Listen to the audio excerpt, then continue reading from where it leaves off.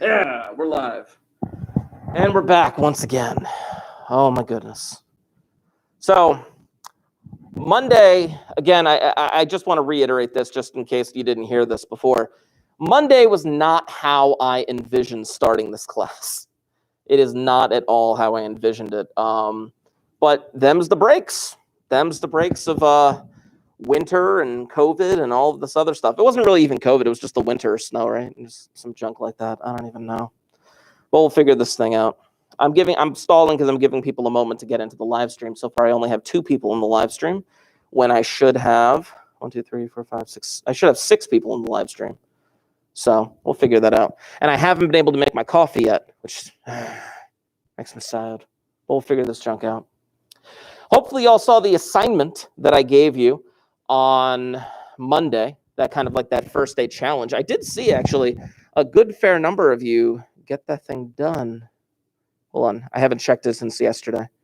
Yeah, it looks like 7 of you got that done. Again, it was ungraded, you know, and I gave you that particular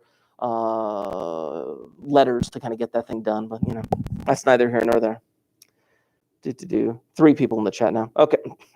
For those of you in the chat, if you would please leave a comment in that chat, of course. Now it's down to 1 person. Weird. Please do so that I have a record of what's going on. You'll notice my glasses. Several times today, you will probably see my glasses fall off my face. My daughter has broken my glasses, as you can see right there, and I've had to tape them together. So they will fall off my face a number of times. So we'll figure this junk out. Okay. I wanted to ask you guys on Monday, but because of the weirdness, I didn't really have the chance or remembrance to do so. So I just wanted to kind of ask you as a first question, why'd y'all take this class? It was a cool word. It was a cool word. I mean, remember in Pelosi, me and Aaron were taking classes, and everyone's like, "Yeah, take cryptology." I was like, "Sure." No. And that's why I'm here. Nice. Yeah. All right. Whichever works. There are more people saying that they're here. Thank you guys for being here. Excellent. So I wanted to bring this up on the board right here, just kind of like the intro that we talked about. Where is Cryptology? Ah, get in there. Again, there go my glasses. Last class period has really thrown me off. Would you just like tape it to your head? I should. I really should. Goodness gracious. So first day challenge that I gave you guys right here. Chapow. There we go. Was this code. Now, I had given you the key and the algorithm to translate this thing. And it ended up being a very, well, in my opinion, a nice quote about mathematics when it was decrypted and whatnot. I'll just kind of pick, where is it? Come on, I want to pick. There it is. I'll just pick this one right here. Chapow. Load. There it is. Cool.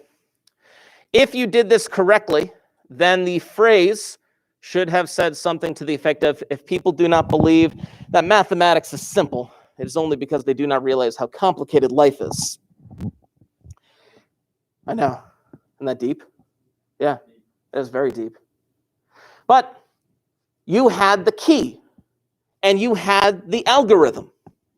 You knew how to unlock the secret if you followed the directions that I gave you on day 1, which is fantastic. Yeah. The whole idea is I wanted you guys to get used to being able to turn that plain text into that cipher text, which I think I only gave you the first few letters, and then you guys, I had to fill out the rest of the alphabet.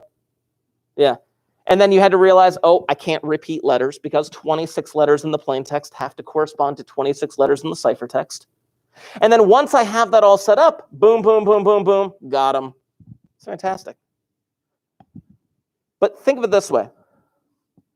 Let's say that I told you how to do this in the following way. I said, listen, this is an alphabetic cipher. It is an alphabetic substitution cipher. meaning each letter represents another letter. But I didn't give you the key.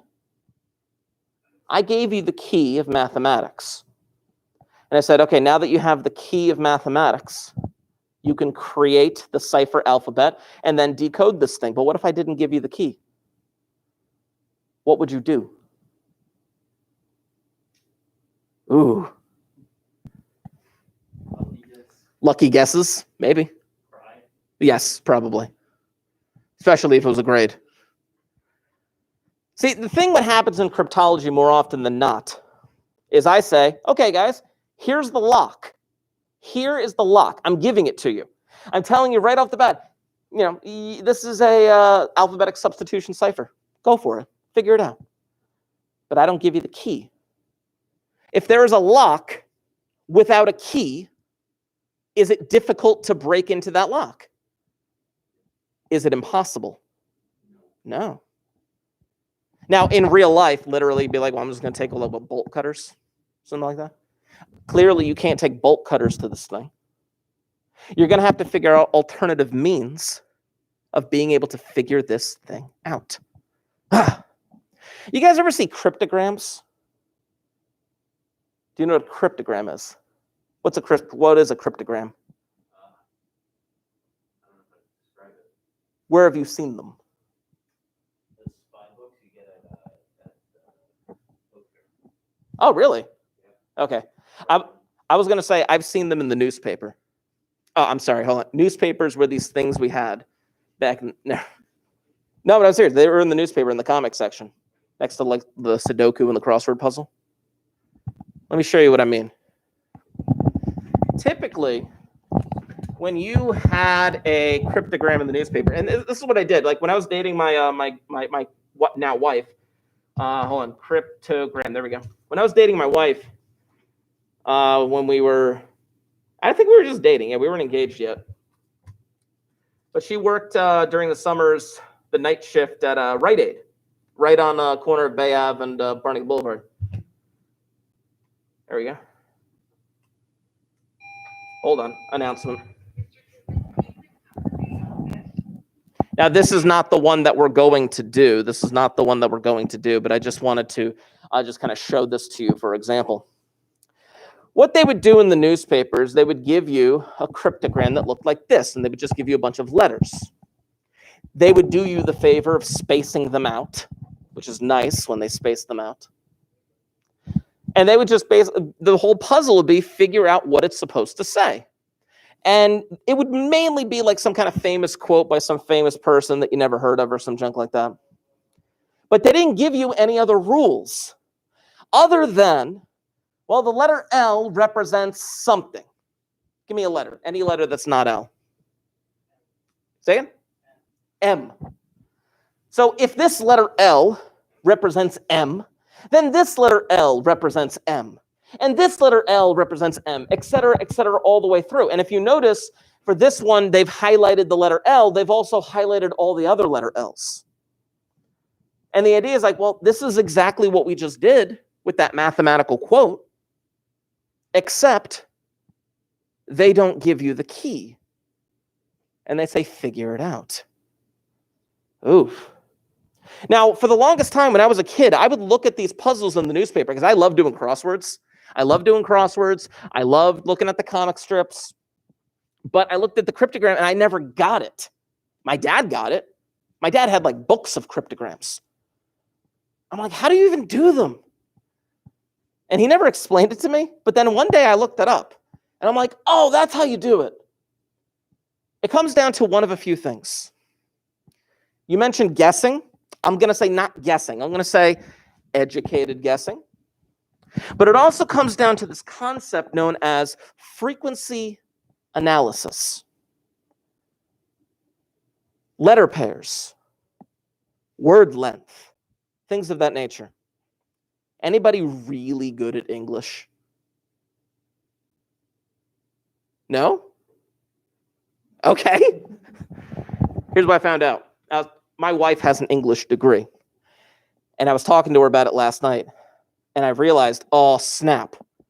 you actually do have to have a decent grasp on the language, whatever language the code is written in. Meaning, what letters would you say are used most often in the English language? Okay, what consonants then would be the most used?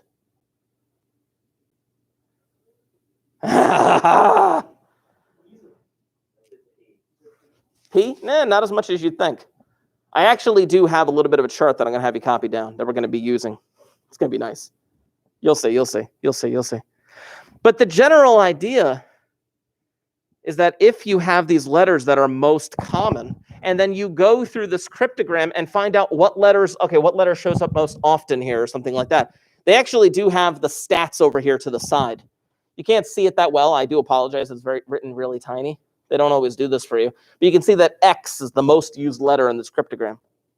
Meaning X probably corresponds to one of the most used letters in the English language, whatever that may end up being. It may not be one for one, but that idea of frequency analysis could be potentially very helpful. I actually want to see if this will work. Hold on. I never tried this website, but I want to go to X and I want to go hint me. Ah, they didn't. Okay, hint me, hint me, hint me. There it is. It's an O. Hint me. Oh, no more hints are available. Crap. Damn it. We can probably figure this out. Like right here, I apostrophe something. Most likely, what's that probably going to be? Like an M, maybe. Probably. Most likely. Let's see. I don't know. I don't know if it'll work or not. There go my glasses. M. Oh, sweet. Okay. I'm what? More. Ah, see? Yeah, again, grasp of the English language, right? Right here, look at this one. M blank. Could be me, could be my. That's what I'm saying. Now, with cryptograms, it may be one or the other. You could test it and see if it works. But keep in mind, it's going to be the same down here as well. Could be me something, or most likely my something. Fair hair. I don't know. Let me see. Let's check it. Check it. Sorry, you haven't completed the puzzle. Damn it. It won't show me the answer. We'll come back to this one then. Here's what I need from you. Oh, my glasses. I'm going to need those notebooks out and open. Oh, you'll see.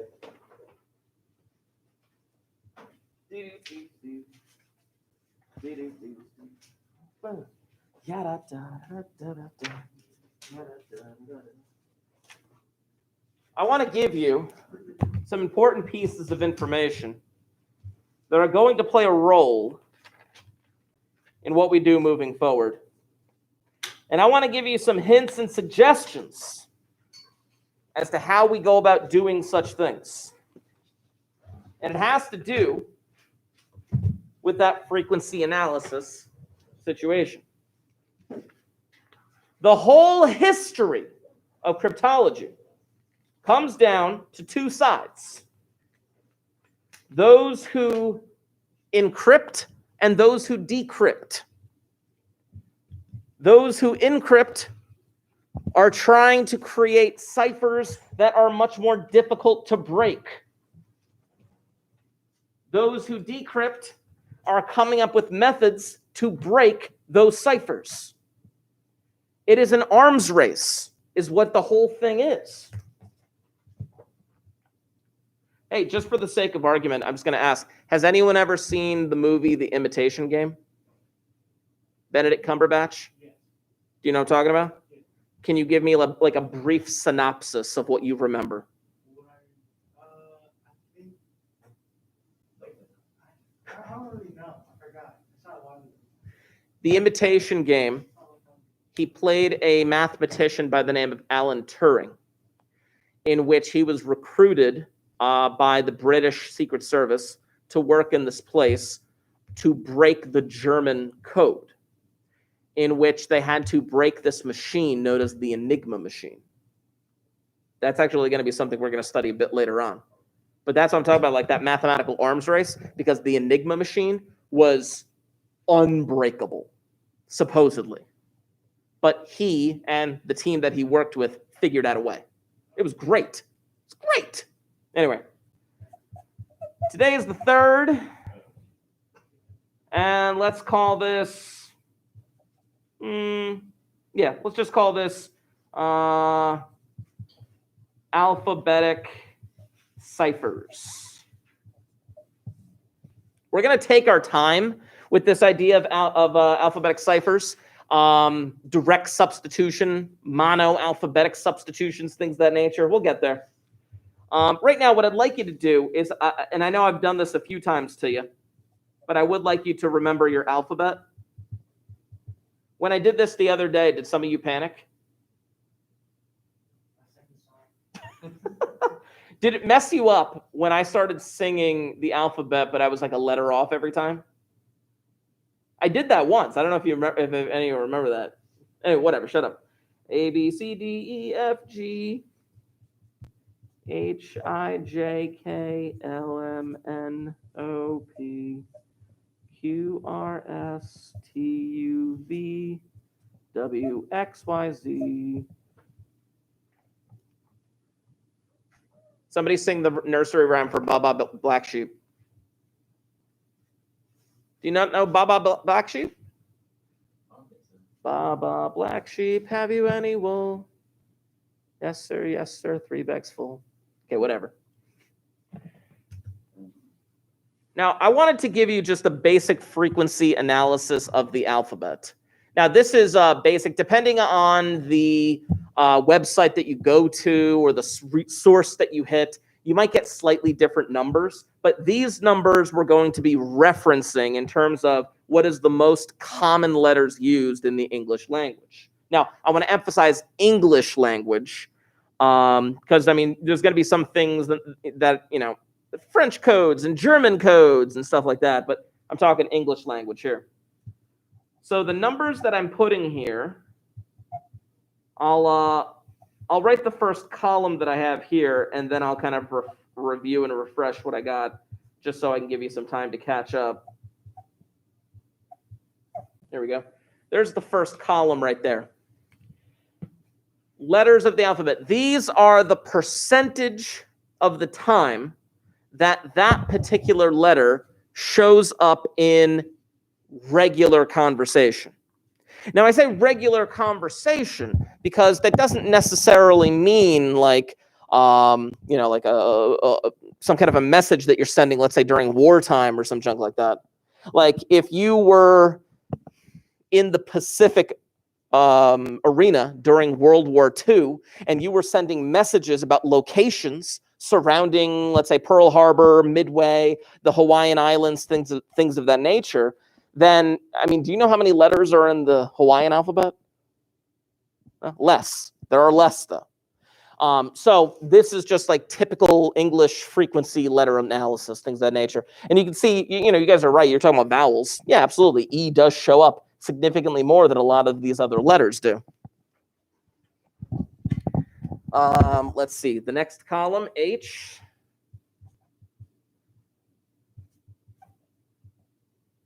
And like I said, these are very rough.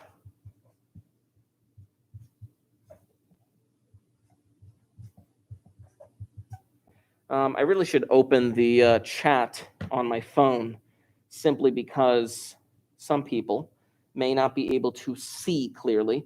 Oh, yeah, this is the first class period. You guys at home are seeing my classroom. You guys can't see it, but the people on the computers can. When I live stream from my classroom, there's a giant glare in the middle of the board. And unfortunately, there's nothing I can really do about that. Glare, it stinks. So I'm going to try my best to avoid the glare. There it is. So for those of you in the live stream, I can see the live chat right now. So if you do have any questions, please make sure that you're putting them in there. And we'll kind of go from there. O is 7.5. P is 1.9. Q is 0.1. R is 6.0. 6.3. 9.1, 2.8. There we go. I'm going to try and move that glare over. That silly little thing. But what we're going to do after I finish all these letters up is we are going to apply this system of frequency analysis to the assignment that I gave you the other day. 1.0, 2.4, 0.2, 2.0, 0.1. There we go. Just so we have those written down.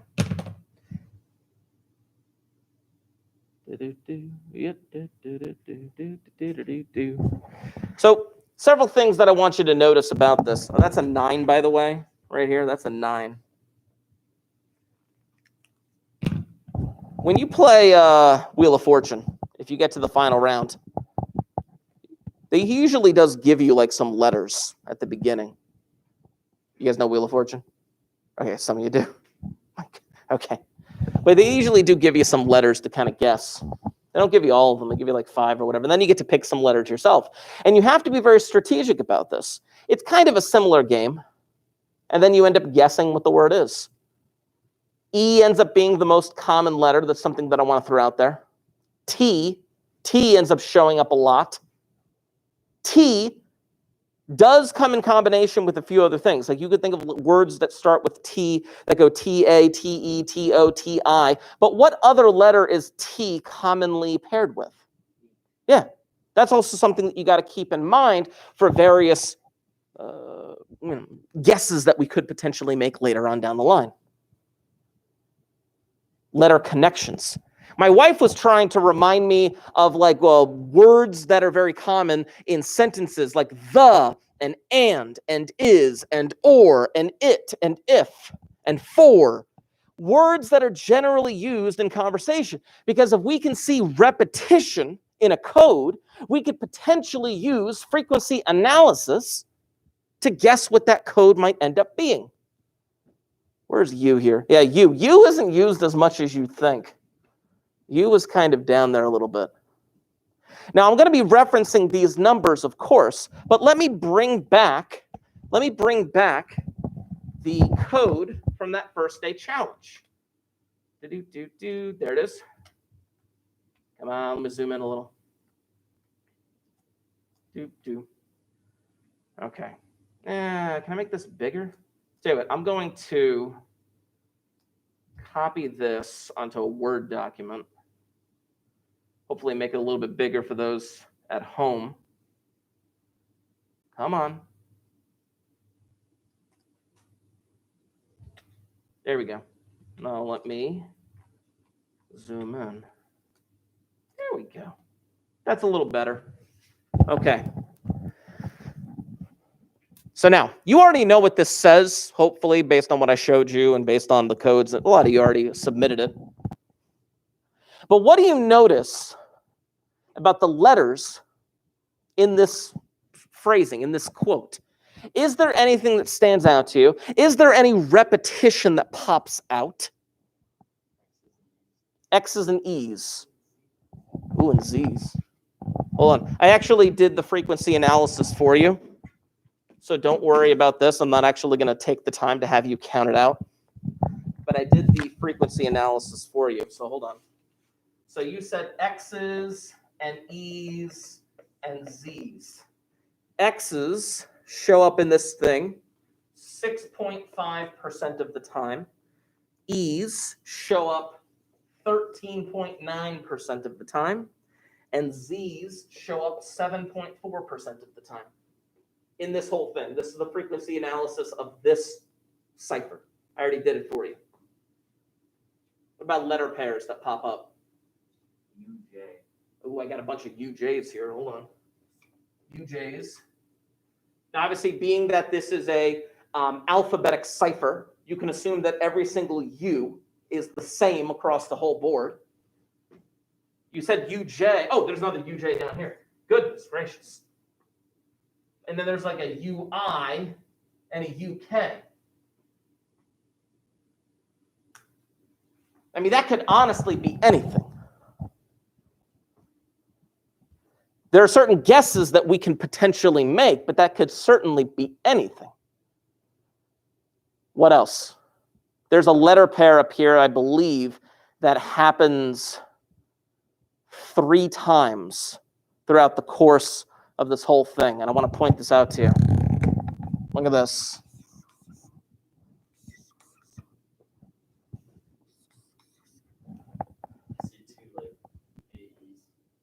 Got a bunch of AEs. Got an AE here. Got an AE here. Anywhere else? But you still got that pair, though. HB. Ooh, where's the HB? Got an HB here. Ah. Got the connection to HB up there. Anywhere else? See, this is what a code breaker would potentially do with a cryptogram. They would try to find patterns, any type of pattern that they can put their foot in as a foothold getting up this mountain. There are certain, not rules, but there's a loose set of guidelines that you could potentially follow. And then you just try it and see if it works. If you've ever seen somebody do a cryptogram in the newspaper, again, I don't know when you'd ever see that nowadays. Ah, my glasses. Told you. Wait, where? Oh, XE? Oh, XE. Nice. But this is what they do. They would find anything. MK? Where? Ah, and right here, right? MK right here. Oh, 1 second. I just got to think one thing. Hold on. Okay, XU you said? Ooh, XU here. Ah, and here. Up here. Oh, snap. Oh, XU. Oh, crap. That has more pairs than anything. Goodness gracious. So, here is a list, and I'm not going to erase anything on the board just yet, but here is a list of the most frequent letters, the most frequent letters in all of this thing. I already did the frequency analysis for you, so I'm not going to have you do that, but here are the most frequent letters that pop up in this particular thing, and I want to do them in order here. E shows up 13.9% of the time. U shows up 10.2% of the time. B shows up 9.3% of the time. K shows up 8.3% of the time. Z shows up 7.4% of the time. M shows up 6.5% of the time. X shows up 6.5% of the time. 1, 2, 3, 4, 5, 6, 7. 1, 2, 3, 4. Good. Let's start with those letters. So now here's the thing. It is not a one-to-one correspondence, meaning that this letter is the most frequent, so clearly it has to be, by the way, what was the most frequent letter on the one we wrote down? E. It doesn't have to be one-to-one, E to E, but it could be. It could be. The most frequent letters, according to this analysis that we wrote down before, right there. Here we go. What the heck was that? Oh, snap. Everything is falling apart on me today. I got to tell you, look, my glasses fell apart. My watch fell off my wrist earlier. Here we go. Goodness gracious, man. I hate this thing so much. There we go. Much better. Good. Well, let's figure out some of these letters here. So E is the most frequent on our chart here. What is the next most frequent? T. So we got a T. Keep going. A.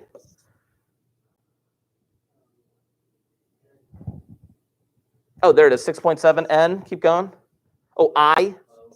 O. At 7.5. Yep. H. At 6.1. S at 6.3. Hold on. 1, 2, 3, 4, 5, 6, 7, 8. Okay, we got 8 there so far. Let's start there. What I'm saying is this. These letters that I have written in orange off to the side of the board are the plain text frequency analysis. And what's written in green next to it is the cipher letter frequency analysis. And we've already focused in on some of the letters that we need to do. At this point, it's just a connect the dots situation. Again, this may not be one-to-one. This may not be one-to-one, but a lot of these letters could work. Let's start with that U. Let's start with that U up there. UI, UJ, UK, UJ, things of that nature.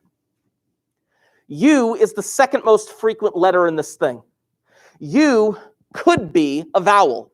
Let's work with the assumption that this U right here could be a vowel. What vowel could it be?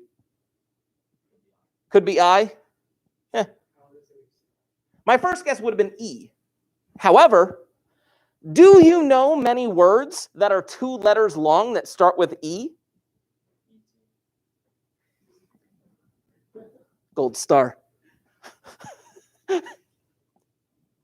Same thing with O. You could be like or. Name another two-letter word that starts with O besides or. On. Of. Oh, there's more than I thought then. Oh, snap. So it could be O. But you have in, if, it, in, I. Let's work with I. So let me erase some of this junk here. And let's start filling in this junk. So we think that this could be an I right here. And one good indicator of that being is here.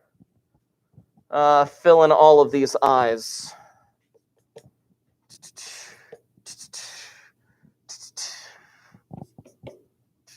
I missed it. Here we go. Cool. Now we know the different letters that kind of pop up. We made this connection. Here's that connection we made. Good.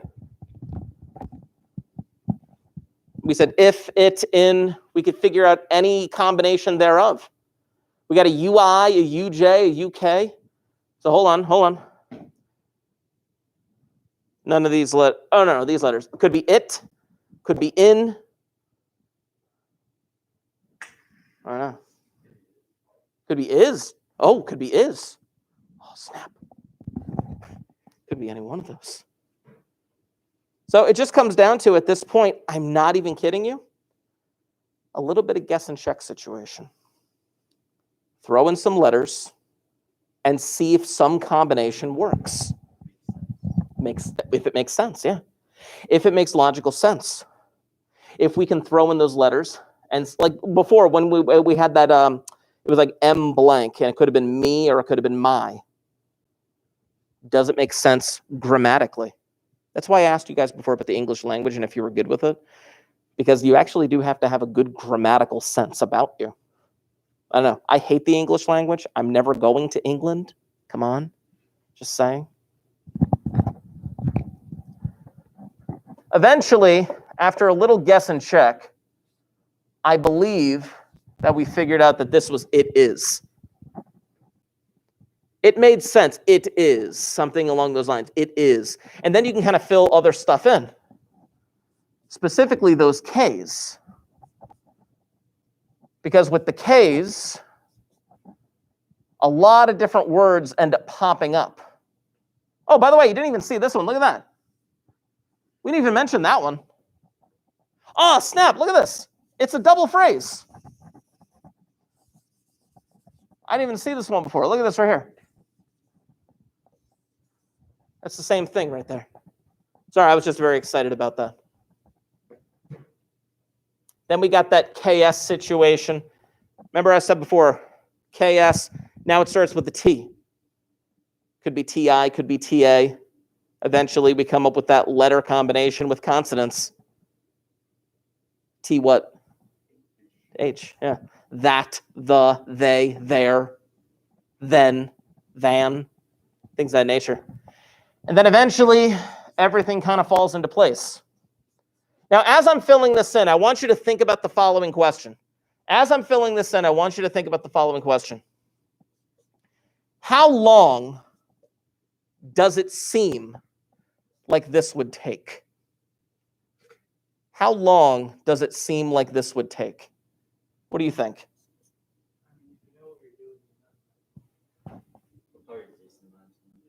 Decent amount of time? I agree. Code breaking does not happen like that for the average person. It doesn't. It does not. It takes time. It takes perseverance. It takes looking at the strategies that you have in the back of your mind and applying it to what we do. So, I'm just going to jump straight to this then. This was an if, by the way. I'm going to skip ahead for some of the letters. This was a do not.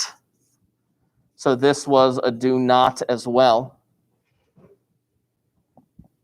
This is a that. And then this one was my favorite because I kind of fit in the word mathematics here. Mathematics. Yeah. This was the phrase, if people do not believe that mathematics is simple, it is only because they do not realize how complicated life is. As long as people have wanted to send a secret message, there has been a need for cryptology. And if there's been a need for cryptology, there's been a need for mathematics. This problem. By the way, the name down here doesn't typically follow regular rules, which is why I didn't really focus as much on this name. Usually, if you see like a double letter or something like that, that's usually a good indicator of something, like a double O or a double E or something along those lines. But because it was the name of the guy who said this quote, typically it doesn't follow those same rules. I love it so very much. I do. Okay, hold on. Yeah, here we go. What I want you to do is this. Oh, goodness gracious. Think of a 5-letter word and write that down in your notes. Think of a 5-letter word. And now, the real key to the 5-letter word, I want you to try and write a 5-letter word that does not have any repeated letters and is not a proper noun. Not a proper noun. Yeah, so you can't be like Paris. No, you can't do that. Pick a word that's 5 letters long that doesn't have any repeats in it. Drop in this. There we go. Cool. Bring this back. And flip this over. There we go. Cool. Now what I want you to do is with your 5-letter word, I want you to create your own cipher alphabet. Now, clearly, none of you have told each other what your word is.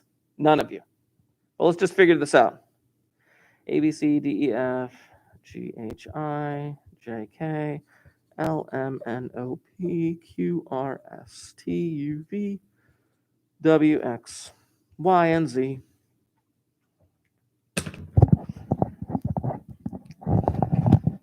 So with your 5-letter word, obviously that 5-letter word with no repeats is going to represent the first 5 letters in your cipher alphabet. Now, I'm going to pick one, but I'm going to show you what I did. I'm going to pick tiger because it's orange. Nobody picked tiger? You did? I did. Shut up. No. Damn it.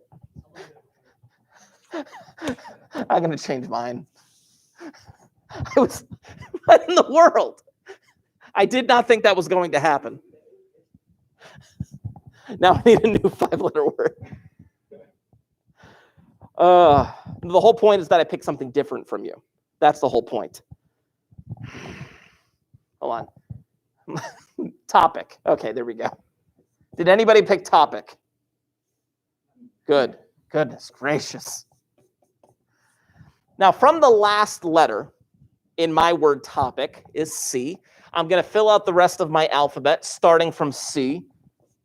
D, E, F, G, H. However, for me, I can't use I again because I've already used I. So this is just recapping the other day. G, H, I, J, K, L, M. I can't use O because I've already used O before. L, M. Oh, wait, no, I didn't do N. N, O, P. I can't use P. Q, R, S. I can't use T. U, V, W, X, Y, Z, and then A, B. There we go. There is my cipher alphabet. Now, each of you has a different cipher alphabet than mine. Has a completely different cipher alphabet than mine. I want you to encode the same phrase. Now, I'm going to have you do something with this. Obviously, before you leave this classroom today, I actually do want you to electronically send this to me. That would be fantastic. But I want you to encode the same phrase. And the phrase that I want you to encode is, I think, therefore I am. I think, therefore I am. Now, I chose this phrase for a couple different reasons. Number one, I love it. Number two, it has a repeated TH and a repeated I, and a whole bunch of E's floating around in the middle. Now, for those of you online, you can do the exact same thing. I want you to encode this phrase. Then, when you are done, I just want you to email me your cipher. Not the cipher alphabet. I don't want the key. I don't want the keyword or anything like that. I don't want any of that. But I want you to send me your cipher. Now, I'm not going to show you all today, but I am going to compile these just to show you how different our phrases can potentially look. And there actually is a little bit of a game that I'm going to show you. Well, I'm going to play the game, but it's a little game that I'm going to show you next time as well. So I'm going to give you a few minutes to kind of do that.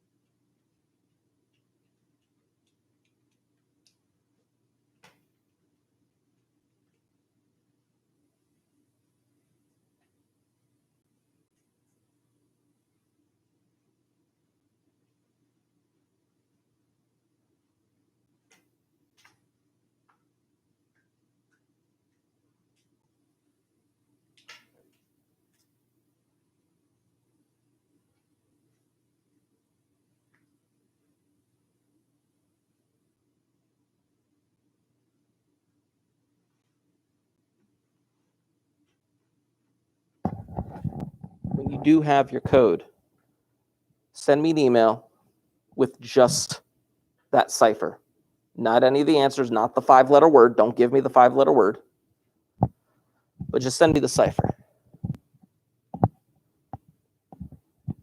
The activity that I'm going to do with this information won't be till next time, but I'm going to need to compile that information.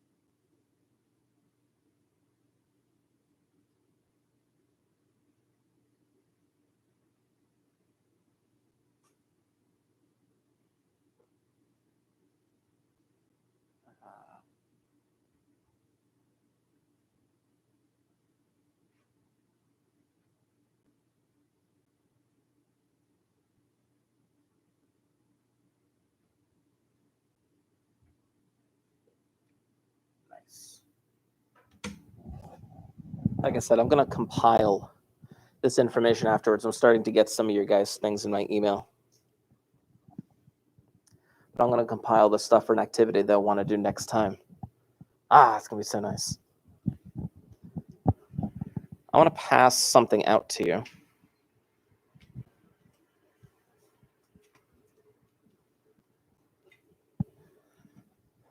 And I want to input this into the Google Classroom as well. So I'll actually get this set up before I describe what it is that I'm sending to you.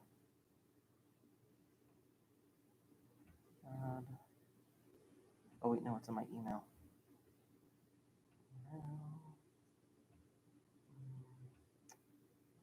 No, not that one. That one. There we go. Add to my drive. Okay, did it add to my drive? There go my thing.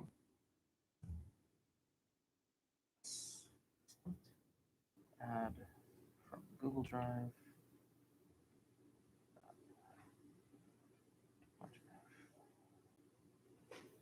Oh, come on. There it is. Excellent. Click. Cool. I'm going to pass this out to you guys.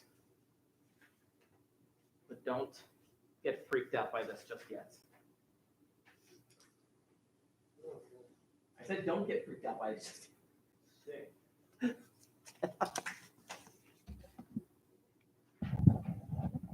For those of you in the chat, if you check the Google Classroom, I posted a PDF of the paper that I just gave to everybody. Did you not get it? You got two. You got two. Yeah. Now, here's what I want you to think about. On Monday, I introduced to you the concept of a Caesar shift cipher, meaning you keep alphabetical order. But keeping that alphabetical order, you shift over the alphabet to start at a different letter, and then you do basic substitution from there. And that was the Caesar shift cipher. But, by the way, it's difficult to say Caesar shift cipher quickly. Try to say it out loud like 3 times fast. Caesar shift cipher. Try it.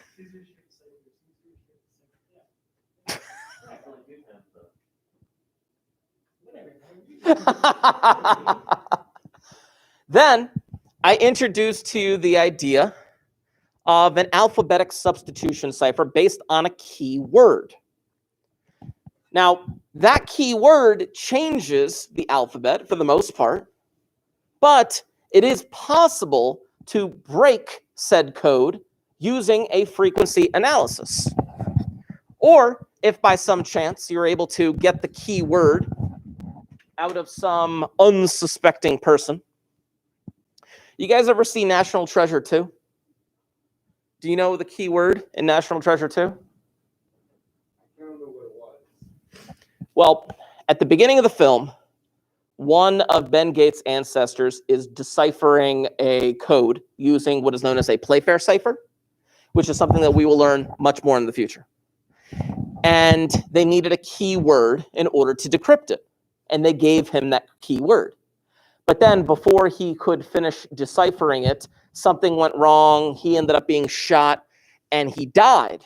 But right before he died, he looked at his son and he said, "The debt that all men pay." The debt that all men pay. And that's all that he told him. And then in National Treasure 2, Ben Gates, Nick Cage, and his dad figure out that that phrase, "the debt that all men pay," is death. And death was the key word that unlocked what they needed. It was the key that undid the lock. That is how most of these puzzles work. There is a lock and there is a key. Most of the time they give you the lock. Here you go, here's the lock, figure it out. But without the key, nothing can really be done about it unless you employ some metaphorical bolt cutters. Now, what you have in front of you, mind you, we're going to spend a lot of time with this in the coming weeks. This is known as a Viennere square. Look at that, a Viennere square. This, for probably, several centuries, was the tool in cryptology. This square was the tool in cryptology for the way that it was encrypting information. The way that it worked was that you would encrypt a phrase based on one of the rows in this square. And then after you encrypt the first letter, you go to a different row. So for example, if you look at this Viennere square, let me put this up here real quick. The first letter is I. Stay here. The first letter is I. I think, therefore I am. It's I. So what you would do is you would go to this top row where it says plain.